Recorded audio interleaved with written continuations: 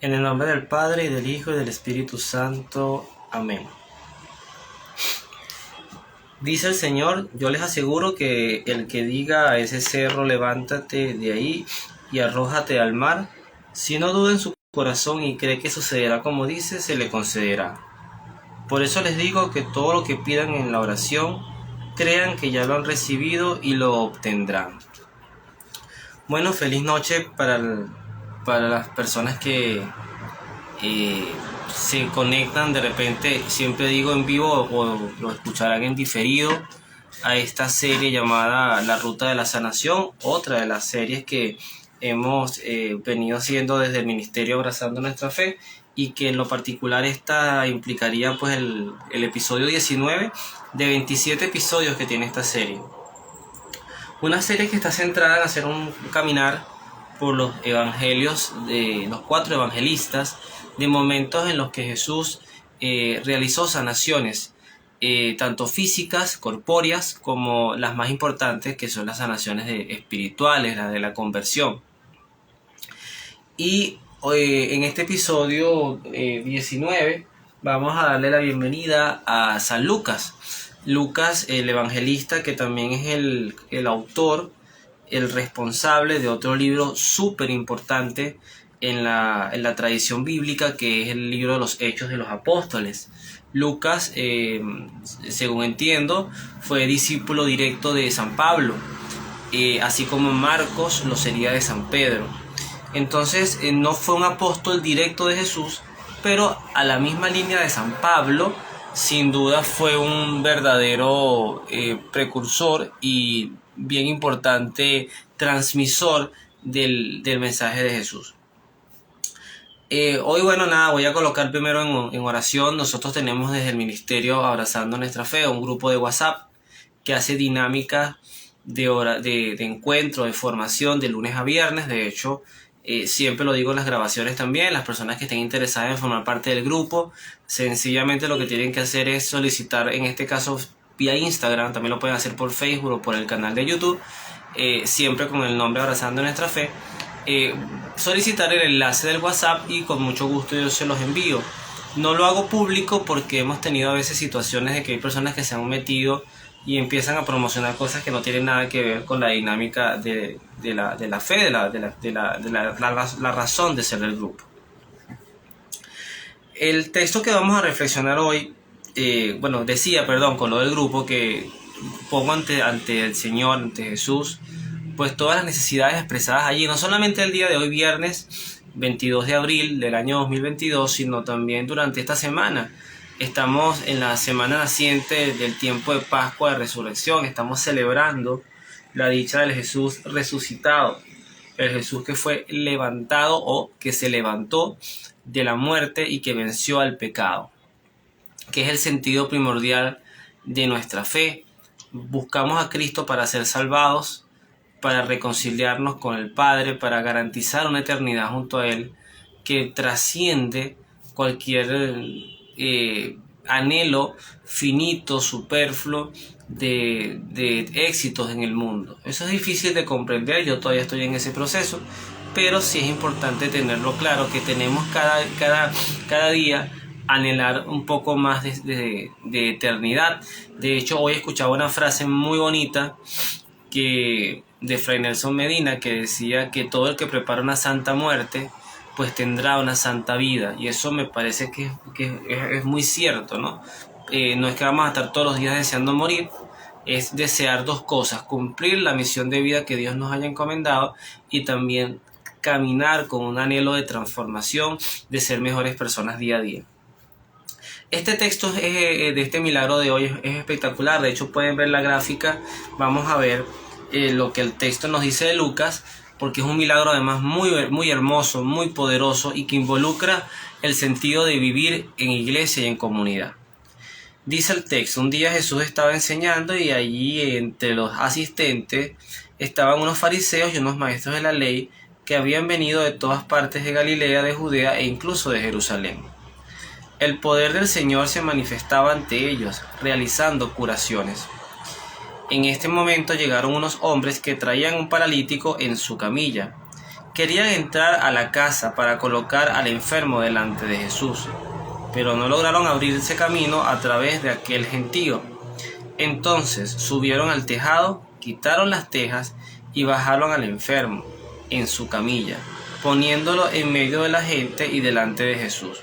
Me detengo aquí por varias cosas. Primero, Lucas era médico, por lo menos así lo recoge la tradición, y este texto es como muy detallista, ¿no? Ese detalle de quitar las tejas, de entender cómo entró el enfermo a la presencia de Jesús. Y lo primero que tenemos que enfocar acá es que entró rompiendo obstáculos.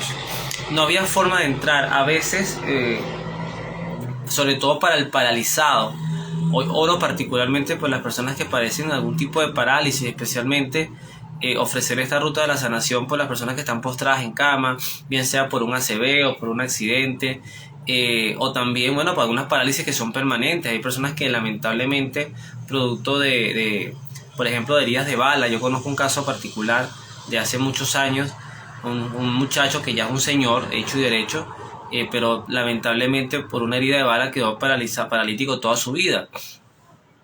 Y también conozco el caso de un sacerdote, agustino, que por un accidente de carro también quedó paralizado. Sin embargo, no dejaba hacer su ministerio. Pero la importancia de los acompañantes, de las personas que, pese a la parálisis, porque también hay parálisis emocionales, gente que se paraliza ante el miedo, ante la depresión, ante las angustias, ante el mañana, que es un incierto. El mismo Jesús nos dice que no debemos preocuparnos por el mañana, porque ya el mañana traerá sus propias preocupaciones. Ocupémonos por el hoy. Pero a veces nosotros, como comunidad, como iglesia, como vecinos, como familiares, debemos ser las piernas de quienes no pueden caminar, los brazos de quienes no pueden abrazar, para que esas personas puedan en cierta forma no quedarse, más allá de postradas físicamente, también postradas desde el punto de vista anímico, emocional o espiritual. Entonces, en tu vida y en mi vida posiblemente vamos a encontrarnos muchos momentos en que no sabemos cómo entrarle a Dios. Y no es que Dios se haga inaccesible, es que a veces tenemos muchas barreras. Ese gentío alrededor de Cristo necesariamente no era gente que creía en Él, necesariamente no era gente que estaba allí porque lo amaba. Era gente, muchos que estaban allí porque querían algo de Él, otros porque querían probarlo. El caso de los fariseos, los maestros de la ley, que serían los levitas, y mucha gente que estaba allí era para probarlo, para evaluarlo, pero no por disfrutar su presencia. Entonces a veces tenemos en nuestras parroquias, en nuestras comunidades, en nuestros grupos, pero también en nuestras familias, podemos conseguirnos muchos obstáculos que nos impiden llegar a Jesús. Y ante eso no es conflictuarnos, no es empujar, no es caernos a golpes, es buscar las maneras. Y este paralítico entró a Jesús, paradójicamente. Creo que es una de las pocas personas que hizo a nuestro Señor mirar hacia arriba para verlo llegar. O sea, todo el mundo cuando busca a Dios mira al cielo. Cristo le descendió a él, fue descendido hacia él desde las alturas un enfermo, lo cual habla del nivel de humildad de nuestro Señor, el nivel de humanidad que adquirió y cómo Dios se hizo literalmente uno entre nosotros. Viendo Jesús la fe de esos hombres, fíjense que no es la fe del paralítico, es la fe de los que le llevaban ante él. Le dijo: amigo, tus pecados quedan perdonados. Qué particular esta expresión, porque yo creo que este paralítico no estaba allí, ni los amigos lo llevaron allí para confesarlo. Hoy diríamos para el sacramento de la reconciliación. Lo llevaron allí para que le curara, o para por lo menos le sanara, o intentarlo. No estaba de más intentarlo, ¿no? El aspecto que es muy común en Cristo, esto no lo vamos a ver en pocas personas o en pocos momentos. Cristo, antes de sanar un cuerpo, primero tiene que sanar el alma. Y por eso yo, cuando he tenido la oportunidad muy poca, no soy experto en la materia, pero cuando he tenido la oportunidad de dialogar con enfermos, antes de abogar a su sanación física, entro a la parte de reconciliarse con Dios. Reconciliarse con Dios pasa, sí, el católico al sacramento del perdón, al sacerdote, a confesarse. Eso no tiene grises. Pero también es importante que haya un necesario examen de conciencia centrado en los 4 pecados que además lo digo insistentemente, que recogemos una oración extraordinaria que es el yo confieso. Pecamos de pensamiento, de palabra, de obra y de omisión. Eso quiere decir que tenemos que entender, y Cristo nos lo hace saber, que de nada vale andar con un cuerpo sano y un alma enferma, una mente enferma, un corazón emocionalmente enfermo. Sin embargo, fíjense la hipocresía de los que estaban allí. De inmediato los maestros de la ley y los fariseos empezaron a pensar: ¿cómo puede éste blasfemar de este modo? ¿Quién puede perdonar los pecados fuera de Dios? Y en esto tenían razón. Nadie fuera de Dios perdona los pecados. El problema es que ellos no habían reconocido que delante de ellos estaba Dios. Y es lo que también Dios nos invita a reconocer ante el sacerdote. La naturaleza de Dios no era, antes de la encarnación, no era humana, era espiritual. Posteriormente, con la encarnación, Cristo, especialmente de las 3 divinas personas, Cristo absorbe la naturaleza humana. Pero ante ellos ellos no comprendían esto, y en parte los podemos entender, porque de la ley de Moisés ellos habían entendido que, oye, Dios es uno. Entonces, si se aboga el perdón de los pecados, ¿dónde está el de arriba, que ya ve, que además nadie lo puede mirar, nadie lo ha visto porque es invisible? ¿Cómo puede entonces aquí qué está ocurriendo aquí? O sea, 2 personas perdonando pecados, ¿con qué poder lo hace? Porque además siempre dejo el espacio para el error, o sea, si me equivoco lo que voy a decir, pero creo que de los profetas del Antiguo Testamento, ninguno se había atrevido literalmente a perdonar pecados. De repente sí explicaban cómo hacer sacrificios, cómo implorar el perdón a Dios, pero Cristo explícitamente le dice a este hombre: tus pecados te quedan perdonados, ¿no? Jesús, que leía y entendía los pensamientos de aquellas personas, les dijo: ¿por qué ustedes piensan así? ¿Qué es más fácil decir: tus pecados te quedan perdonados, o decir: levántate y anda? Y aquí ocurre el milagro que el paralítico, quizás al principio, cuando escuchó a Cristo, dijo: bueno, esto es lo que me vas a perdonar, no me va a sanar. Pero entonces aquella incredulidad de los fariseos y los maestros de la ley permitió activar desde esa incredulidad lo que el paralítico necesitaba. Dice Jesús: sepan pues que el Hijo del Hombre tiene poder en la tierra para perdonar los pecados. Qué importante esto. Aquí Él se proclama: el Hijo del Hombre tiene el poder. O sea, Él está diciendo: yo estoy perdonando los pecados en mi propia autoridad, otorgada y recibida por mi Padre, que al final el Padre, el Hijo y el Espíritu Santo son el mismo Dios. Entonces dijo el paralítico: yo te lo ordeno, levántate, toma tu camilla y vete a tu casa. Y al instante, dice aquí la lectura, el hombre se levantó a la vista de todos, tomó la camilla que estaba tendida y se fue a su casa, dando gloria a Dios. Todos quedaron atónitos y alababan a Dios diciendo: hoy hemos visto cosas increíbles, pues todos están sobrecogidos de su santo temor. Es palabra de Dios, te alabamos, Señor. Bueno, en esencia aquí estamos entendiendo muchas cosas, ¿no?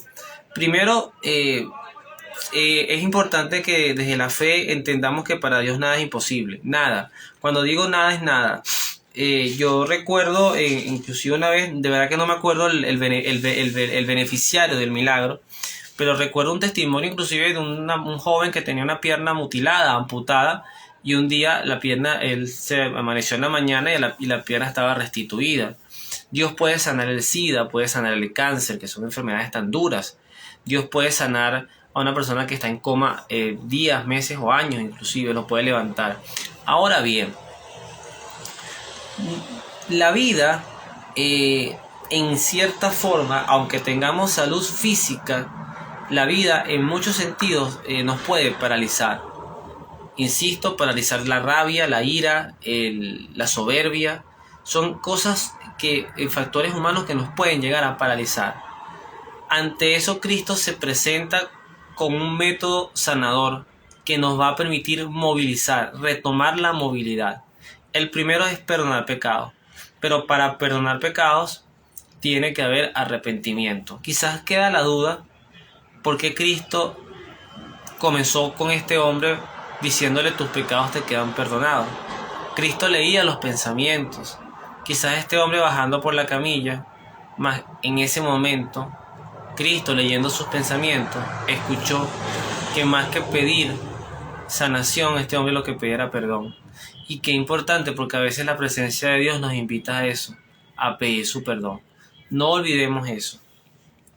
Bueno, para terminar vamos a rezar nuestro tradicional, a orar con nuestro tradicional salmo de cierre, que es el Salmo 138, entre paréntesis 137, que es un salmo de agradecimiento por permitirnos Jesús compartir un momento con Él, por permitirnos Jesús escuchar su palabra, por sanar y pedir que las personas que escuchen en diferido o que no lo escuchen, pero igual que necesiten la presencia de Dios en sus vidas, pues que la descubran y Cristo rompa las cadenas que les paralizan, esas parálisis, repito, físicas, mentales y espirituales.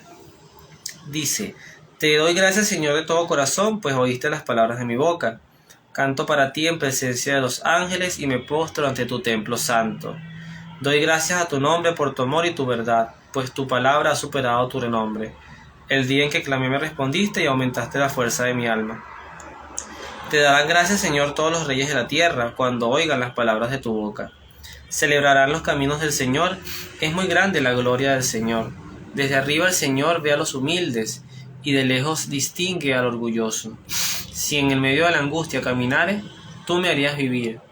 Con tu mano paras al enemigo, y tu diestra me salva. El Señor lo hará todo por mí.